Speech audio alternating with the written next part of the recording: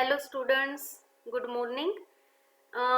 આપણે બ્રીધિંગ અને exchange of gases discuss કરીએ છીએ અને આપણે લાસ્ટ વિડીયો સુધી આપણે શ્વાસોશ્વાસની પદ્ધતિ અને વાયુઓનું આપલે આપણે ડિસ્કસ કરી ગયા હતા. થોડું આપણે એનું ક્વિક રિકેપ લઈએ. યસ, તો આપણે જોયું હતું કે જે શ્વાસોશ્વાસની પદ્ધતિ છે એમાં બે પ્રોસેસ આવે છે, એક શ્વાસ અને એક આવે છે ઉચ્છ્વાસ. હવે શ્વાસ આ જોઈએ તો ખાસ મેં તમને કીધું હતું કે આ સક્રિય પ્રક્રિયા છે, જ્યારે આ શું કહેવાશે? નિષ્ક્રિય પ્રક્રિયા છે. આના માટે 2 સેકન્ડનો ટાઈમ જોશે અને આના માટે 3 સેકન્ડનો ટાઈમ જોશે. જ્યારે વાયુ ફેફસામાં આવશે વાતાવરણથી ત્યારે આપણે એને શ્વાસ કહેશું. જ્યારે ફેફસામાંથી વાયુને આપણે દૂર કરશું, વાતાવરણની અંદર બહાર કાઢશું, તો એને આપણે ઉચ્છ્વાસ કહેશું. હવે કઈ પ્રોસેસ છે જેનાથી થશે? તો ખાસ કરીને આપણે બે વસ્તુ યાદ રાખવાની છે. એક આપણે યાદ રાખશું ઉરોદર પટલ. એક ઉરોદર પટલના સ્નાયુ સંકોચવાથી એ નીચેની બાજુ ધકેલાશે, બરોબર છે, અને એ સાથે સાથે બાહ્ય આંતરપાસળી છે એના પણ સ્નાયુ શું થશે? સંકોચાશે. એના કારણે શું થશે તો કે આપણું જે થોરાસિક કેવિટી છે, જે એનું કારણે એનું આખું ઉર્સીય ગુહા, થોરાસિક કેવિટીનું કદ વધી જશે. બંને બાજુ વધે છે, વક્ષ અને અગ્ર દિશા તરફ પણ વધે છે અને સાથે સાથે એ જ્યારે આંતરપાસળી છે, બાહ્ય આંતરપાસળી છે, એ પણ શું કરશે? ઉર્ષ્ય ગુહાનું કદ વધારે છે. અને એ કઈ રીતે વધશે તો કે ડોર્સલ થી વેન્ટ્રલ એક્સિસ બાજુ પણ વધશે.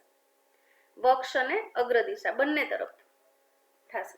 ઉરોસ્થિ છે એ વક્ષ અને અગ્ર દિશા તરફ ધકેલાશે અને ઉરોદર પટલ છે એ નીચેની બાજુ ધકેલાશે, જેના કારણે ઓવરઓલ આપણે જોઈએ તો ઉર્સીય ગુહાનું જે કદ છે એ વધી જશે કમ્પેરેટિવલી. આ ઉરોદર પટલ છે એકદમ સીધું બની જશે અને એના કારણે હવાનું જે દબાણ છે, આંશિક દબાણ છે, એ ઘટી જશે ફેફસાની અંદર. અને એના કારણે કોના પ્રમાણમાં ઘટશે તો કે બહારના વાતાવરણમાં જે વાયુનું આંશિક દબાણ છે એના કમ્પેરિઝનમાં. અને એટલા માટે જ જે હવા છે, વાયુ છે, એ વાતાવરણમાંથી ફેફસાની અંદર પ્રવેશ કરશે. હવે આગળ આપણે જઈએ, એનાથી બિલકુલ ઓપોઝિટ થશે તો કે ઉરોદર પટલ અને સાથે સાથે બીજા સ્નાયુ આપણે ખાસ યાદ રાખવાના છે, બાહ્ય આંતરપાસળીના સ્નાયુ. એ શિથિલીન થવાથી ઉપરની તરફ ધકેલાશે, ઉરોદર પટલ ઉપરની તરફ ધકેલાશે. ઉરોસ્થિ અને પાસળીઓ છે એ પાછા ફરીથી એમની સ્થિતિ પર આવી જશે. ઉર્ષ્ય ગુહાનું કદ ઘટી જશે. જો અહીંયા તમે જુઓ તો આ ઉપરથી નીચે અને પાછળથી આગળ વધી ગયું છે. અહીંયા બંને ડિરેક્શનમાં ફરીથી પાછું કમ્પેરેટિવલી લેસ છે.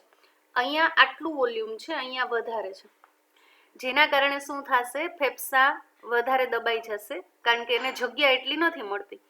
આપણે આગળ જોયું હતું કે ફેફસાની અંદર પોતાના સ્નાયુ હોતા નથી, એટલા માટે એની પાસે પોતાની જાતે સંકોચવાનું અથવા શિથિલતાનું નથી કરી શકતા. પણ જે પ્રમાણે ઉર્સીય ગુહાનું કદ વધે ઘટે થશે એ પ્રમાણે ફેફસા શું થશે? મોટા થશે અથવા દબાશે. હવે ફેફસાનું કદ ભી ઘટી જશે કારણ કે દબાઈ છે અને એના કારણે એની અંદર આંશિક દબાણ શું થશે? વધી જશે અને એના કારણે ફેફસાની જે હવા છે એ વાતાવરણની અંદર શું થશે તો કે બહાર એક્સક્રીટ આઉટ થશે, જેને આપણે એક્સપિરેશન અથવા તો ઉચ્છ્વાસ કહેશું. ઓકે, આગળ આપણે જોઈએ ત્યાર પછી ખાસ ઇમ્પોર્ટન્ટ ટોપિક આપણે ડિસ્કસ કરી ગયા હતા, ધેટ ઇઝ વાયુઓનું વહન, ટ્રાન્સપોર્ટ ઓફ ગેસીસ આપણે ડિસ્કસ કરી ગયા હતા, બરોબર છે. ટ્રાન્સપોર્ટ ઓફ ગેસીસમાં સમરી ઝડપથી આપણે લઈએ. ઓક્સિજનનું જે વહન છે 97% રક્તકણ દ્વારા થશે, ખાલી 3% જ કોના દ્વારા થાય છે? રુધિર રસ દ્વારા થાય છે. હવે 97% જે રક્તકણ દ્વારા થાય છે એ કયા ફોર્મમાં થશે? તો આપણે ખાસ યાદ રાખશું ઓક્સી હિમોગ્લોબિન અથવા તો પોટેશિયમ ઓક્સી હિમોગ્લોબિનના સ્વરૂપે વહન પામે છે. અહીંયા આપણે એની રિએક્શન જોઈ કે પહેલા હિમોગ્લોબિનિક એસિડ બનશે, ઓક્સિજન એની સાથે અટેચ થશે અને ઓક્સી હિમોગ્લોબિનિક એસિડ બનશે. આ oxy haemoglobinic acid potassium bicarbonate સાથે કમ્બાઈન થશે, અને it leads to the formation of potassium ઓક્સીહિમોગ્લોબિન.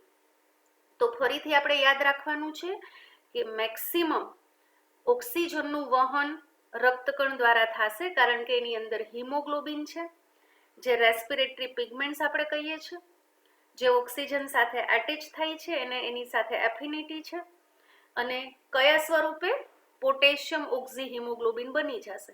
આ જે રિએક્શન્સ થશે બધું કયા સપાટી ઉપર થશે? ફેફસાના પલ્મોનરી સરફેસ ઉપર.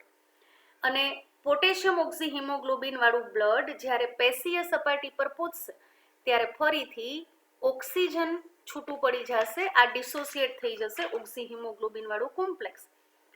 બરોબર છે. અને આના માટે મેં તમને કીધું હતું કે આ જે ઓક્સીહિમોગ્લોબિન ડિસોસિએટ થાય છે એના માટે ખાલી ને ખાલી પ્રેશર ઓફ ઓક્સિજન જ રિસ્પોન્સિબલ નથી હોતું, સાથે સાથે carbon dioxide, H+ ion concentration, temperature અને pH, આ બધા ફેક્ટર શું કરે છે? અફેક્ટ કરે છે. શું કામે પેશીય સપાટી પર એ તૂટે છે? એનું વિઘટન શું કામે થાય છે? કારણ કે CO2 નું પ્રેશર વધારે છે, H+ પણ વધારે હોય છે, ટેમ્પરેચર પણ વધારે છે અને pH ઓછું છે. અને પાર્શિયલ પ્રેશર, ઓક્સિજનનું આંશિક દબાણ ત્યાં શું છે? પેશીય સપાટી પર ઓછું છે.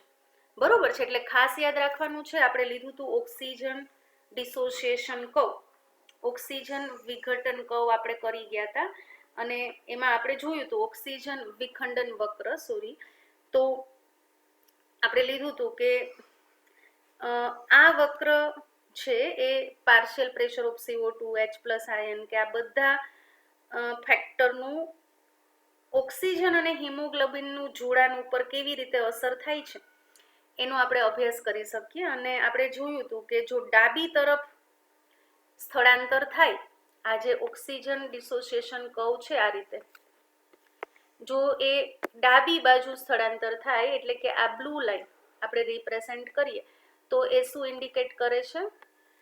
તો કે આકર્ષણ છે વધી જશે. અને જો એ લેફ્ટ સાઈડ આ રીતે રાઈટ સાઈડ જમણી તરફ એનું સ્થળાંતર થશે, એનો મતલબ એવો છે કે એની વચ્ચેનું આકર્ષણ ઘટી જશે અને ઓક્સીહિમોગ્લોબિનનું વિઘટન થશે. ઓકે, આપણે લેશું કાર્બન ડાયોક્સાઇડનું વહન કઈ રીતે થાય છે, CO2 નું વહન. તો અહીંયા મેં એક સમરી ચાર્ટના ફોર્મમાં આપણે એને ડિસ્ક્રાઇબ કરેલું છે, જે તમને ખૂબ જ ઇઝી થઈ જશે. તો આ સમરી ચાર્ટને તમે તમારા બુકમાં નોટ કરી શકો છો ક્વિક રિવિઝન માટે. આખું ઓવરવ્યૂ અહીંયા આવી જાય છે. ઓકે, 10%, પણ હું થોડી વેલ્યુ ચેન્જ કરું છું. આપણા NCERT પ્રમાણે આપણે 7% યાદ રાખશું. ભૌતિક દ્રાવણના સ્વરૂપે એટલે કે કાર્બોનિક એસિડના સ્વરૂપે થશે. કાર્બોનિક એસિડના સ્વરૂપે બધું ન થઈ શકે, અથવા તો એનાથી વધારે ન થઈ શકે. કાર્બન ડાયોક્સાઇડનો બધો જથ્થો H2CO3 ના પ્રમાણે વહન ન પામે. શું કામે? કારણ કે એસિડિક છે, અને એસિડિક હશે તો બ્લડનો pH શું થઈ શકે છે? ઘટી જાય, અને એ શું છે? નુકસાન કરતા છે. રાસાયણિક ઘટક આપણે લઈએ, મેક્સિમમ 90% છે, અથવા તો આપણા NCERT પ્રમાણે આપણે જોઈએ તો 93% જેટલું કાર્બોનિક કમ્પાઉન્ડ્સના ફોર્મમાં મૂવ થશે. હવે રાસાયણિક ઘટકમાં આપણે બે રીતે જોશું. એક આપણે લેશું કાર્બ એમિનો ઘટક અને બીજું લેશું આપણે બાયકાર્બોનેટ સ્વરૂપે. બરોબર છે. કાર્બ એમિનો ઘટકના સ્વરૂપે આપણે જોઈએ તો એ કેટલા % મૂવ થશે? 20%. પણ NCERT પ્રમાણે એક રેન્જ આપેલી છે, આપણે 20 to 25% યાદ રાખશું. અને બાયકાર્બોનેટ 70% સ્વરૂપે થશે. કાર્બ એમિનો હિમોગ્લોબિન બનશે અને એ બનશે રેડ બ્લડ સેલ્સની અંદર, RBCમાં. તો બાયકાર્બોનેટ્સ છે એ કઈ રીતે થશે? તો કે રક્તકણની અંદર એ પોટેશિયમ બાયકાર્બોનેટના ફોર્મમાં બને છે. રક્તકણની અંદર શું છે? તો કે પોટેશિયમ હિમોગ્લોબિન હશે. એ પોટેશિયમ હિમોગ્લોબિન સાથે બાયકાર્બોનેટ આયન શું થશે? જોડાશે, અને શું બની જશે? પોટેશિયમ બાયકાર્બોનેટ બની જશે. હવે રુધિર રસમાં આપણે લઈએ રુધિર રસમાં કઈ રીતે જશે? તો રુધિર રસમાં પણ બાયકાર્બોનેટ છે, પણ એના સિવાય બી અલગ અલગ ફોર્મમાં આપણે જોઈએ તો એક ફોસ્ફેટ બફર દ્વારા બાયકાર્બોનેટ બનાવે છે, બીજું તો કે રુધિર રસ પ્રોટીન દ્વારા બાયકાર્બોનેટ બનાવે છે, અને ત્રીજું તો કે ક્લોરાઇડ સ્થળાંતર કરીને શું બનાવે છે? બાયકાર્બોનેટ બનાવે છે. પણ કયું બાયકાર્બોનેટ? Yes, sodium bicarbonate. જોતા થોડું તમને કોમ્પ્લેક્સ લાગે છે, કારણ કે આપણા એનસીઈઆરટીમાં બહુ સુપરફિશિયલી આપેલું છે અને પેરેગ્રાફના ફોર્મમાં આપેલું છે. આપણે એને અહીંયા ચાર્ટના ફોર્મમાં વર્કઆઉટ કરેલું છે, તો ઉલટાનું તમને થોડું ઇઝી થશે. યુ જસ્ટ તમે આ રિએક્શનને થોડું વધારે રિફર કરો. ફોસ્ફેટ બફર દ્વારા આપણે ડાયસોડિયમ હાઇડ્રોજન ફોસ્ફેટ બફર હોય છે પ્લાઝમાની અંદર, જે શેમાં કન્વર્ટ થઈ જાય છે? શું બનાવી દે છે? સોડિયમ બાયકાર્બોનેટ બનાવે છે. અને એવી જ રીતે સોડિયમ પ્રોટીન સંકુલ હોય છે, એ સોડિયમ બાયકાર્બોનેટ બનાવવામાં મદદ કરે છે. ક્લોરાઇડ સ્થળાંતર આપણે જોઈએ તો ક્લોરાઇડ સ્થળાંતર ક્યાં થશે? તો કે ક્લોરાઇડ સ્થળાંતર થશે પેશીય સપાટી પર, અને ક્લોરાઇડ બેક શિફ્ટ આપણે જેને કહીએ તો એ થશે ક્યાં? તો કે લંગ સરફેસ પર અલ્વોઇલર વાયુકોષ્ઠની સપાટી પર થશે. તો ક્લોરાઇડ સ્થળાંતરમાં આપણને ખ્યાલ છે કે જે ભી રક્તકણની અંદર પોટેશિયમ બાયકાર્બોનેટ બને છે, એ શેમાં સ્પ્લિટ થઈ જશે? કે પ્લસ અને HCl માઇનસમાં, HCO3 માઇનસમાં. અને આ HCO3 માઇનસ ક્યાં જતું રહેશે? રુધિર રસની અંદર. શું બની જશે?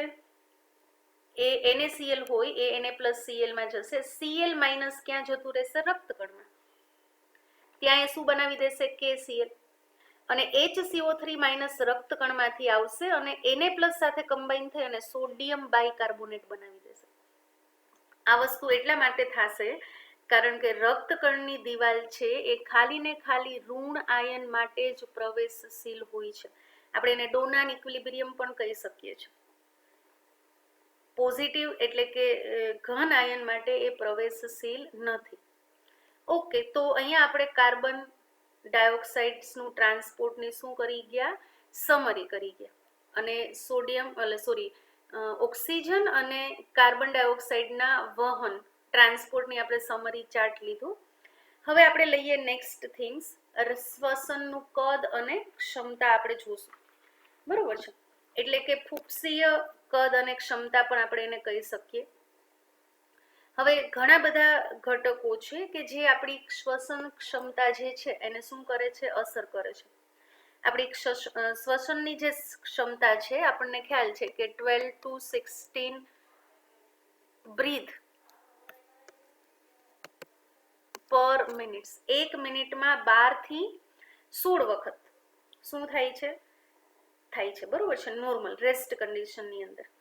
તો ઘણા ઘટકો છે એક શ્વસન ક્ષમતાને અસર કરે છે. જેમ કે આપણે લઈએ કે ઉંમર છે, ઉંમર વધે તો આપણી જે કેપેસિટી છે બ્રીધિંગ કરવાની એ શું થઈ જશે? ડિક્રીઝ થઈ જશે. કદ, વોલ્યુમ કેટલું છે વેઇટ પ્રમાણે, જો વધારે વજન હશે તો બ્રીધિંગ ક્ષમતા વધારે જોશે. જાતિ પ્રમાણે આપણે લઈએ તો મેલમાં વધારે હોય છે ફિમેલ પ્રમાણમાં. અને શારીરિક સ્થિતિ પણ અસર કરે છે, એટલે કે આપણા કોઈ નોર્મલ અને એબનોર્મલ કન્ડિશન હોય આપણા શરીરની અંદર તો બી એનાથી અફેક્ટ થાય છે. યસ, આપણે ખાસ કરીને યાદ રાખશું કે જે ઇન્સ્ટ્રુમેન્ટ યુઝ થાય છે, આજે શ્વાસોશ્વાસની પ્રક્રિયામાં જે ભી હલનચલન થતું હોય છે એની સાથે જે ભી વોલ્યુમ ઓફ એર છે, હવાનું જે ભી કદ હોય છે એ આપણે સ્પાઇરોમીટર દ્વારા શું કરી શકીએ છીએ? એને માપી શકીએ છીએ. તો આપણે એને શું યાદ રાખશું? સ્પાઇરોમીટર. સ્પાઇરોમીટર શું છે? તો કે શ્વાસોશ્વાસની પ્રક્રિયામાં જે ભી હવાનું કદમાં ફેરફાર થાય છે એને આપણે સ્પાઇરોમીટરથી માપી શકાય છે. અને આનાથી આપણે શું કરી શકીએ છીએ? તો કે આપણા ફૂફસીય જે ભી કાર્યો છે એ ક્લિનિકલ એસેસમેન્ટ એટલે કે તબીબી નિદાન માટે શું હોય છે? ઉપયોગ હોય છે. ક્લિનિકલ એસેસમેન્ટ કરી શકીએ. તમને ખ્યાલ જ હશે, જેમ કે આપણને કોઈ બી જાતના કંઈ ઇશ્યુઝ થાય, ફીવર આવે કે વોટેવર ઇટ મે બી, તો સૌથી પહેલાં થોડા કેમિકલ ટેસ્ટ રિપોર્ટ થતા હોય છે, બ્લડ ટેસ્ટ થતા હોય, યુરિનનો ટેસ્ટ થતો હોય છે. તો એ બી એક ટાઈપનું શું છે, ક્લિનિકલ એસેસમેન્ટ જ છે, તબીબી નિદાન આપણે કહી શકીએ, જેના બ્લડ અને યુરિનના રિપોર્ટના આધારે એ લોકો નક્કી કરી શકે કે કેટલું આમાં શું પ્રોબ્લેમ છે, કઈ જગ્યા પર પ્રોબ્લેમ છે. ઘણા બધા અલગ અલગ ટાઈપના એસેસમેન્ટ હોય છે. તો આપણે જે ખાસ કરીને ફૂફસીય કાર્યો છે, પલ્મોનરી જે કાર્યો છે, એને આપણે આ સ્પાયરોમીટરથી આપણે જે માપીએ છીએ, વોલ્યુમ ઓફ એર, હવાનું કદ, એ આપણને એનાથી ખબર પડે કે કંઈ એબનોર્માલિટી તો નથી ને અંદર એમ. તો આના માટે આપણે થોડું શ્વસનનું કદ અને ક્ષમતા કેટલી છે એના લગતી થોડીક આપણે વ્યાખ્યાઓ લેશું. સૌથી પહેલા આપણે લેશું ટાઇડલ વોલ્યુમ. ટાઇડલ વોલ્યુમ એટલે શું છે, તો પહેલા આપણે સમજી લઈએ, પછી હું થોડી ટ્રીક આપું છું તમને કે આને આપણે કેવી રીતે યાદ રાખવાનું છે. બરોબર છે, થોડું મને ખ્યાલ છે કે બહુ નજીક છે અને વ્યાખ્યા બી આપણા માટે ઇમ્પોર્ટન્ટ છે. શું કામે? કારણ કે એક એક વર્ડ ઇમ્પોર્ટન્ટ છે, તો થોડો ઘણો વર્ડમાં ફેરફાર થશે તો બી એના જે મિનિંગ છે બધા બદલી જશે. પણ એટલે કન્ફ્યુઝન ન થાય એટલા માટે થોડી ટ્રીક આપીશ. પણ પેલા આપણે એક એક જોઈએ. ટાઇડલ વોલ્યુમ કોને કહેશું? ટાઇડલ વોલ્યુમ એટલે સામાન્ય શ્વાસોશ્વાસની પ્રક્રિયા. જે બી આપણે સામાન્ય શ્વાસોશ્વાસની પ્રક્રિયા આપણે કરીએ છીએ ત્યારે જેટલું પણ કદ, હવાનું કદ ફેફસાની અંદર જશે અથવા તો બહાર નીકળશે, એને આપણે કયું વોલ્યુમ કહેશું? ટાઇડલ વોલ્યુમ કહેશું. એને આપણે ટાઇડલ વોલ્યુમ કહેશું. અને ટાઇડલ વોલ્યુમ કેટલું હશે? 500 ml છે. ટાઇડલ વોલ્યુમ કેટલું છે? 500 ml છે. અને આપણે જોયું હતું આગળ બી કે આપણે જેટલી પણ હવા શ્વાસમાં લઈએ છીએ, પણ બધી હવા ફેફસા સુધી પહોંચતી નથી. બરોબર છે, બધી હવા ન પહોંચે. ઘણી બધી હવા છે, થોડું ઘણું વાયુનું કદ અથવા જથ્થો શ્વસન માર્ગમાં રહી જાય છે. અને એ જે રહી જાય છે એને આપણે શું કહેશું? તો ધેટ ઇઝ રચનાત્મક મૃત અવકાશ. રચનાત્મક મૃત અવકાશ કહેશું. અને એનું પ્રમાણ આપણે યાદ રાખવાનું છે, ડેડ સ્પેસ વોલ્યુમ, અને એ છે 150 ml. તો ટાઇડલ વોલ્યુમ છે 500 ml અને રચનાત્મક મૃત અવકાશ થશે 150 ml. અને ઓકે, તો મેં અહીંયા આપણે એક ક્વેશ્ચન્સ લખેલો છે 350 પ્લસ 150 શું કામે છે?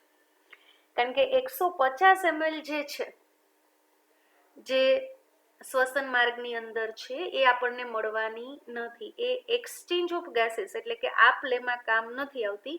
ખાલી ને ખાલી આ જે 350 ml છે એ જ અવેલેબલ થશે.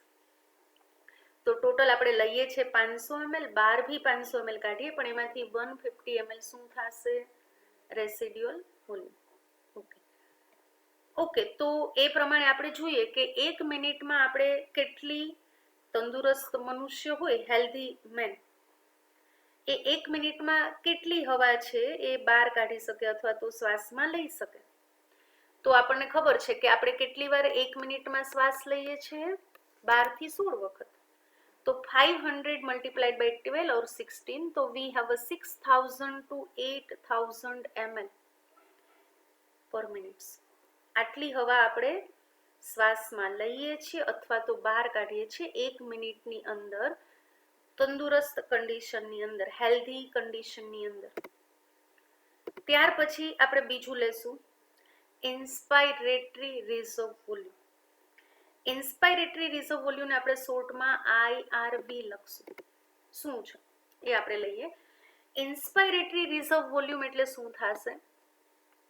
તો કે સામાન્ય કે ટાઇડલ કદ ઉપરાંત આપણે દબાણપૂર્વક કેટલી હવા અંદર લઈ શકીએ છીએ? સામાન્ય તો આપણે 500 ml લઈ શકીએ, પણ એના ઉપરાંત આપણે બળપૂર્વક જ્યારે શ્વાસ લેશું ત્યારે કેટલી હવાનું કદ આપણે મેક્સિમમ આપણા આપણા રેસ્પિરેટરી સિસ્ટમમાં આપણે લઈ શકીએ એ થઈ જશે આપણું ઇન્સ્પાયરેટરી રિઝર્વ વોલ્યુમ, અને એની વેલ્યુ છે 2500 to 3000 ml.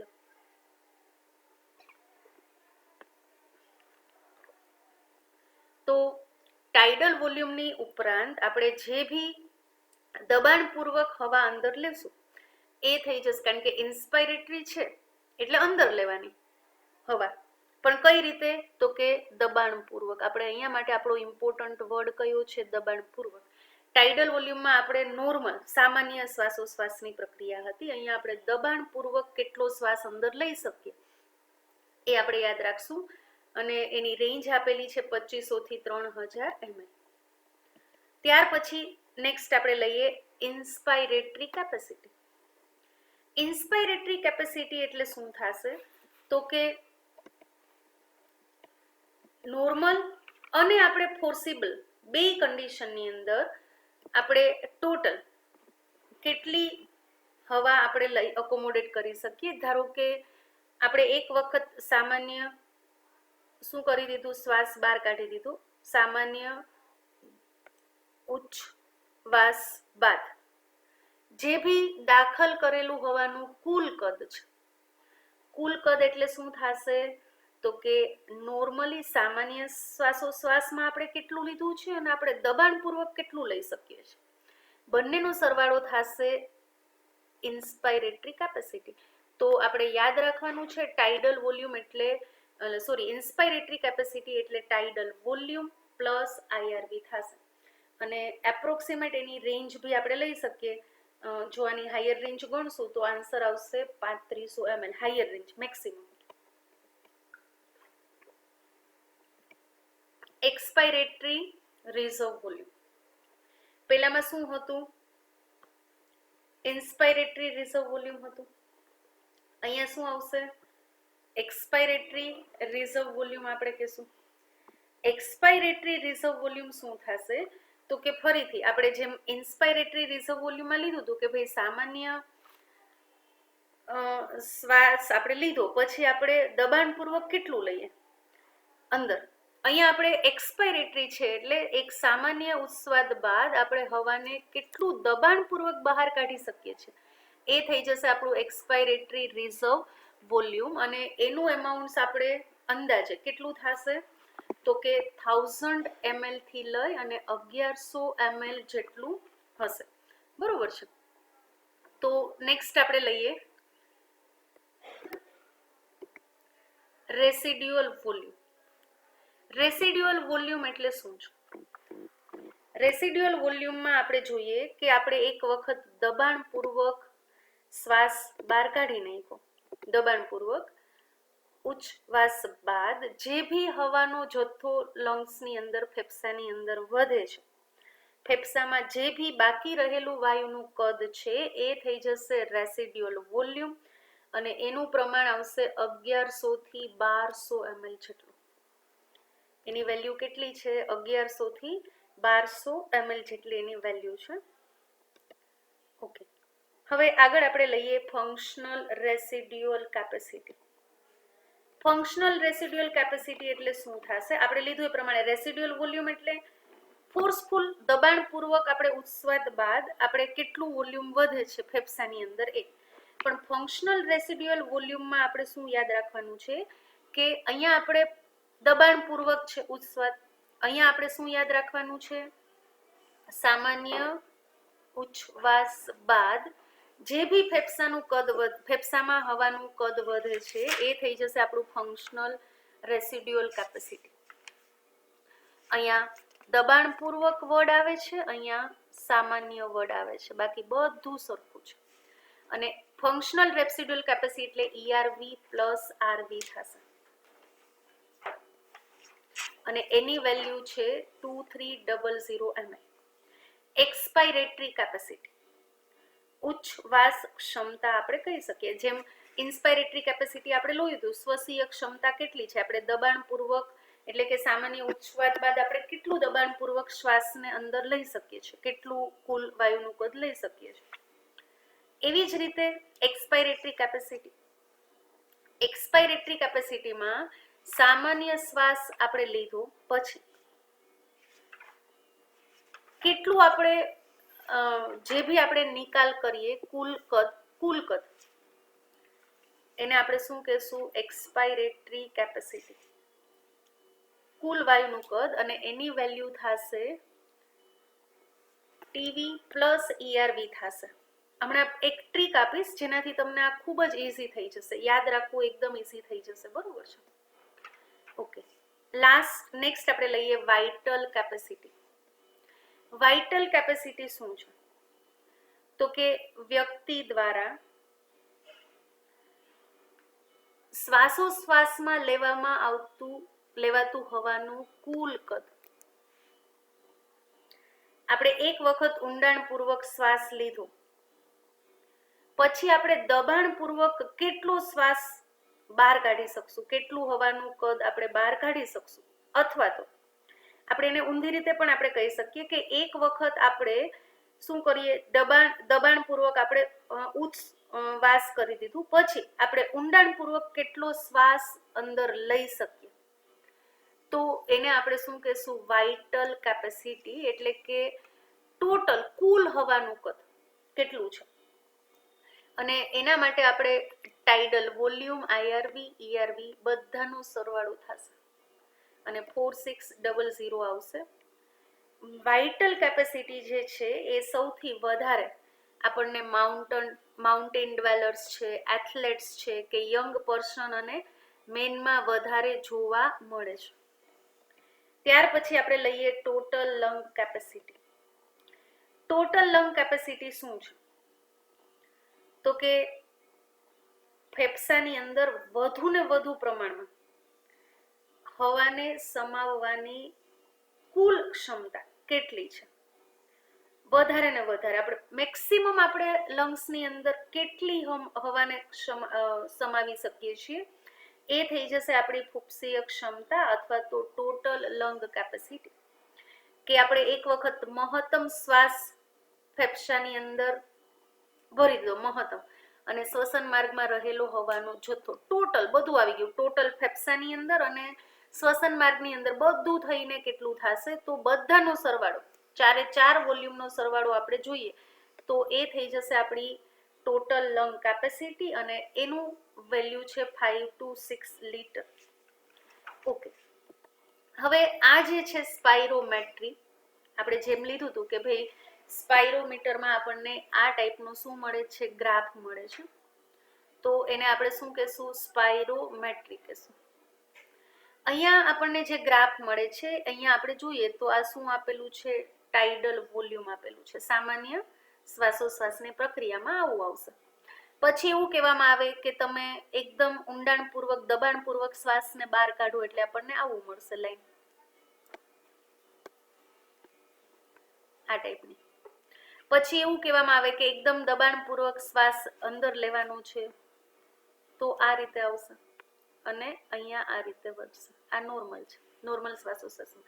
તો આ જે વસ્તુ મળે છે એને આપણે શું કહેશું? સ્પાયરોમેટ્રી કહેશું। અને આપણને સ્પાયરોમીટરમાં આપણને જેમ કે ECG મળે કાર્ડિયક ફંક્શન માટે, હૃદયના ફંક્શનને આપણે જે કાર્યો છે આપણે ECGના ફોર્મમાં રેકોર્ડ કરીએ છીએ, તો અહીંયા આપણે એને સ્પાયરોમેટ્રીના ફોર્મમાં શું કરીએ છીએ? રેકોર્ડ કરીએ છીએ, ને આપણને આ ટાઈપનો ગ્રાફ મળે છે। હવે આપણે લઈએ કે આપણે એને કઈ રીતે યાદ રાખશું, તો let us discuss the trick.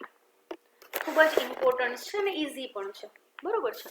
તો સૌથી પહેલા આપણે લખવાનું છે IRV, ત્યાર પછી આપણે વચ્ચે લખશું ટાઇડલ વોલ્યુમ, ધેન ERV, અને છેલ્લે આપણે લખશું residual volume.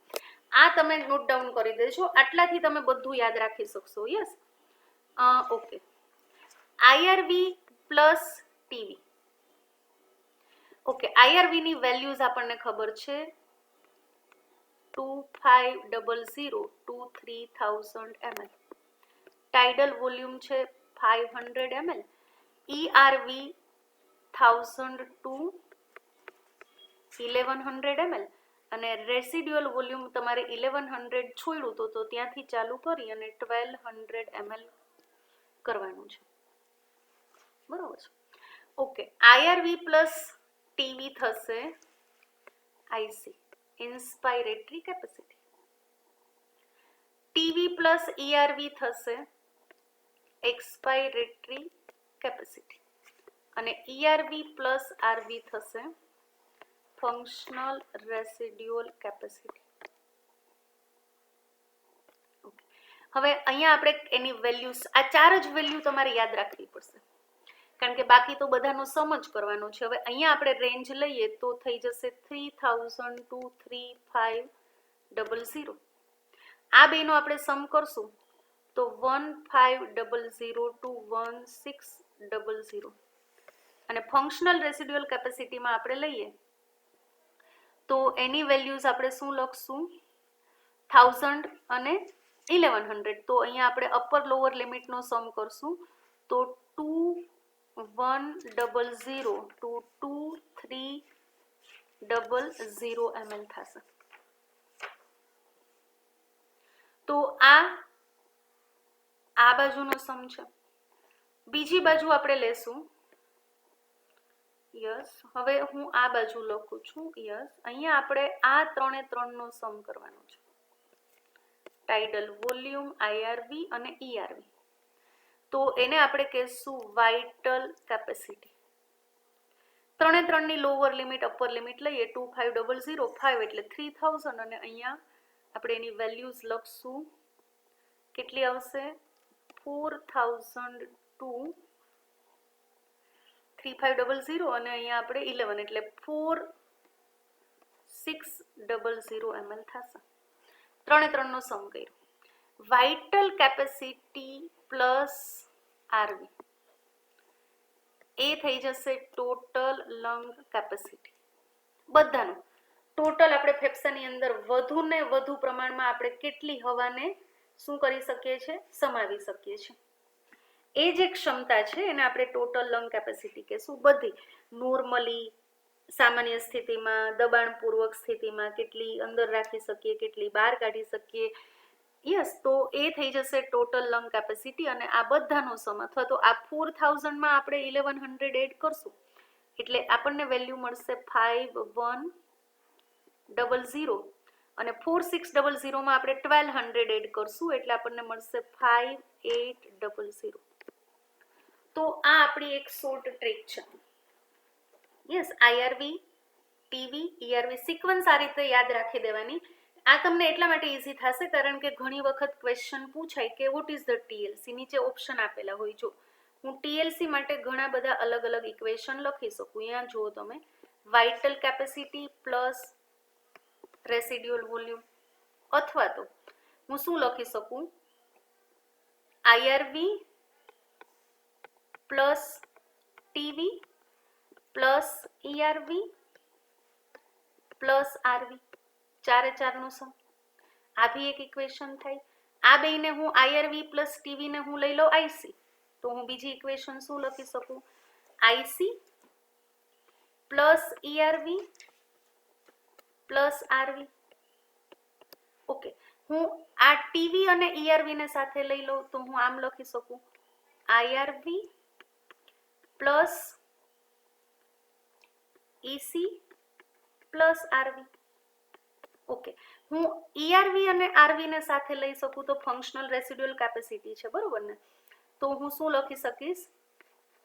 આઈઆરવી plus TV plus FRC. હવે જો મેં અહીંયા 1 2 3 4 અને 5 ઇક્વેશન લખેલા છે. કેટલા લખેલા છે? ટોટલ 5 ઇક્વેશન અને ઓલ આર ટ્રુ.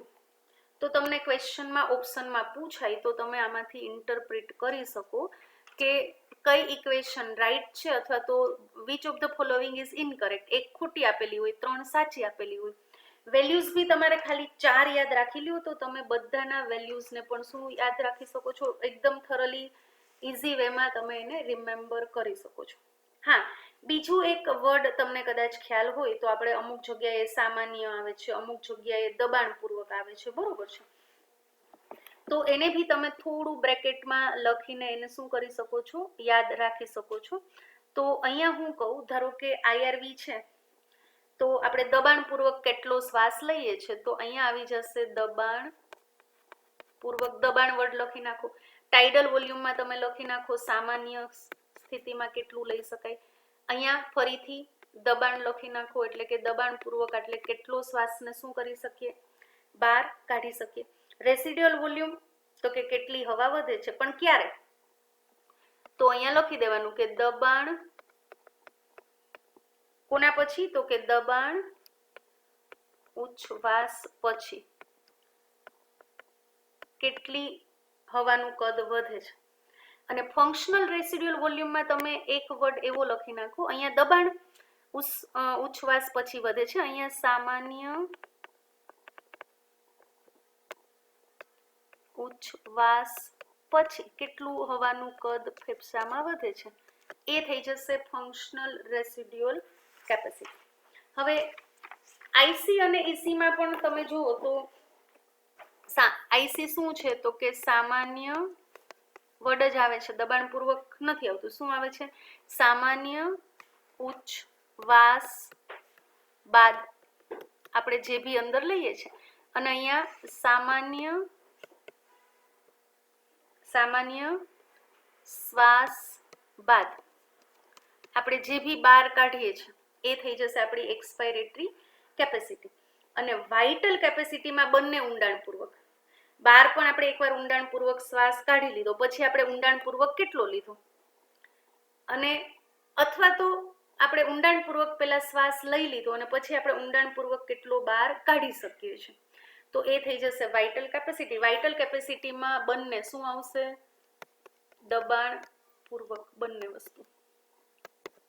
અને ટોટલ લંગ કેપેસિટીમાં તો વધારે ને વધારે આપણે કેટલી હવાને અકોમોડેટ કરી શકીએ લંગ્સની અંદર, એ થઈ જશે ટોટલ લંગ કેપેસિટી, બરોબર છે. તો અહીંયા આપણે લીધું એ પ્રમાણે આ જસ્ટ તમને એક ઇઝી વે છે જે તમે એને ઇઝીલી યાદ રાખી શકો, પ્લસ અલગ અલગ ઇક્વેશન થતા હોય તો તમે આ ચાર્ટથી તમને ઇઝીલી યાદ રહી જાય કે કઈ રીતે આને આપણે સમ લખી શકીએ. જેમ કે મારે વાઇટલ કેપેસિટી લખવું છે, તો વાઇટલ કેપેસિટી એટલે શું થશે, તો કે આઈઆરવી પ્લસ ટાઇડલ વોલ્યુમ પ્લસ ઈઆરવી.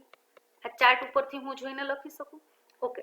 અથવા તો હું એમ લખું કે આ આઈઆરવી અને ટાઇડલ વોલ્યુમને શું કહીશ, આઈસી કહીશ, આ બંનેનો સમ. એટલે હું બીજી ઇક્વેશન આમ પણ લખી શકું, આઈસી પ્લસ ઈઆરવી. હું ટાઇડલ વોલ્યુમ અને ઈઆરવી ને સાથે લઈ લઉં તો એ શું થઈ જશે, ઈસી.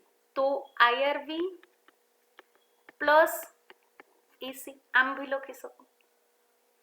તો આ રીતે આપણે અલગ અલગ રિએક્શન્સથી એને શું કરી શકીએ, યાદ રાખી શકીએ.